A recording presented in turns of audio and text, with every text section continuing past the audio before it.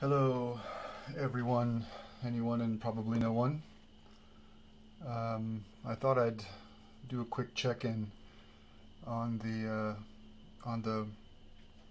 Visconti Homo Sapiens steel. I feel as though I was slightly unfair to it, and I wanted to kind of revisit just real quickly. Well, my cat has decided to start knocking crap around behind me. Could you please stop that? Thank you.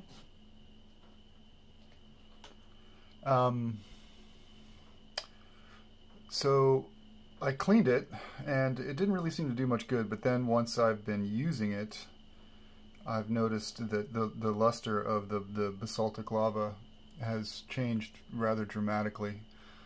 It's much more attractive in appearance since I've been using it. I've been using it for the past 24 hours or so.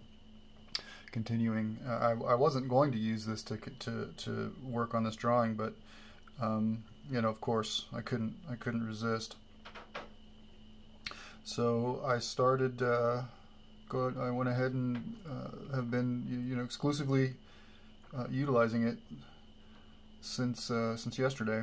And I can't say that I'm displeased. I really like it. I'm not nearly as disappointed as I was, and I have done some research. I looked up some other Visconti steel fountain pens and some of the other Homo sapien models, and apparently I was incorrect in that I was under the impression that these were etched on the logo on the clip was etched. It is not. It is very similar as this. As a matter of fact, there's really not much different between this and the standard Homo sapien fountain pen, except it's slightly smaller, and obviously there's no cap.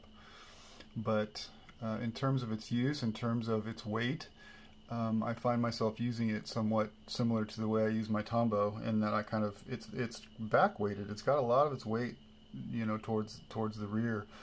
When you're writing, it's really not that big a deal, but when I'm drawing and I hold it primarily towards the rear, it's very comfortable and I enjoy it very much. I'm not sure about whatever lead's in here.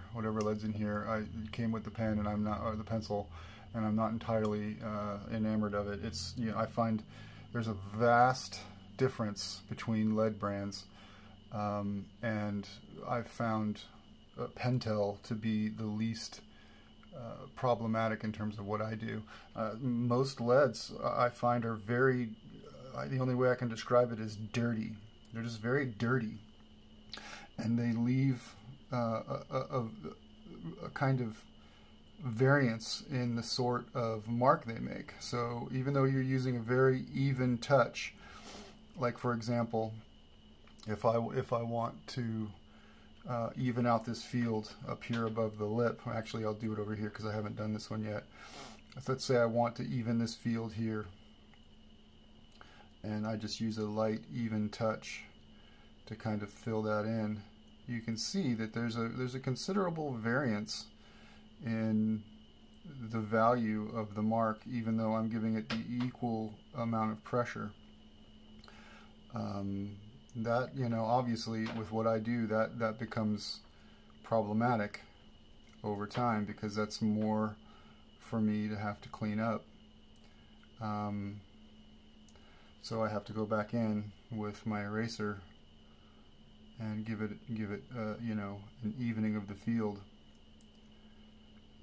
So the Pentel leads, I find, don't have that much variance in the value when you try and close in a given field.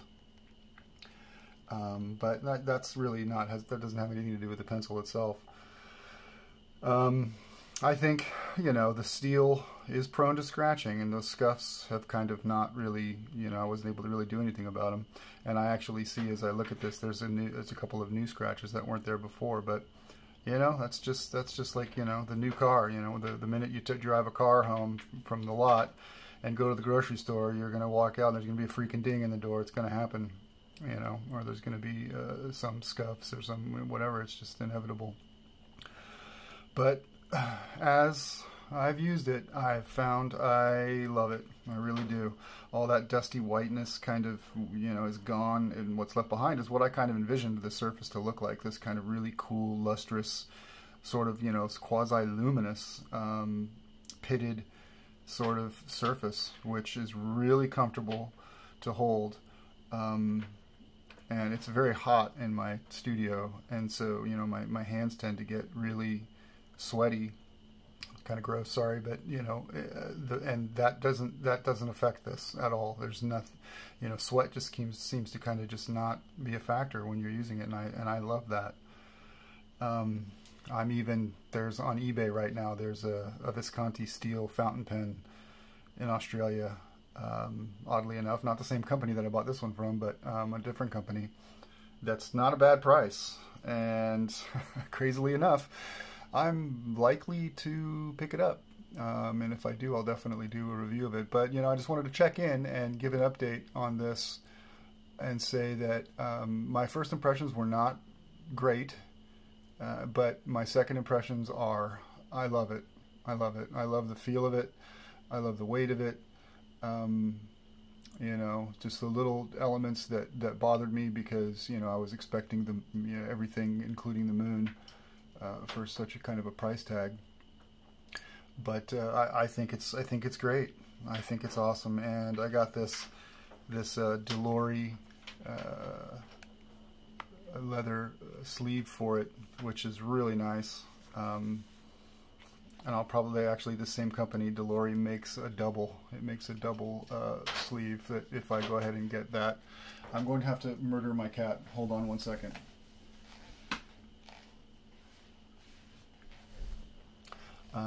I'll go ahead and get that double one, so they'll both. It's really cool. It's got, you know, it's just, you know, like twice the size of this, but it's got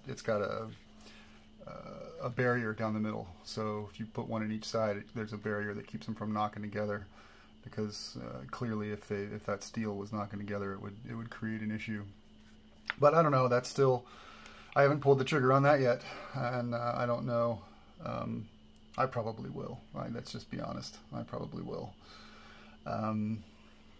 Even though I have a ridiculous number of fountain pens at my avail. I mean, here you can see right here. This is I'll talk about this later, just to show it to you real briefly. This is the Franklin Christoph Penvelope, and it carries. Let me get these out of the way.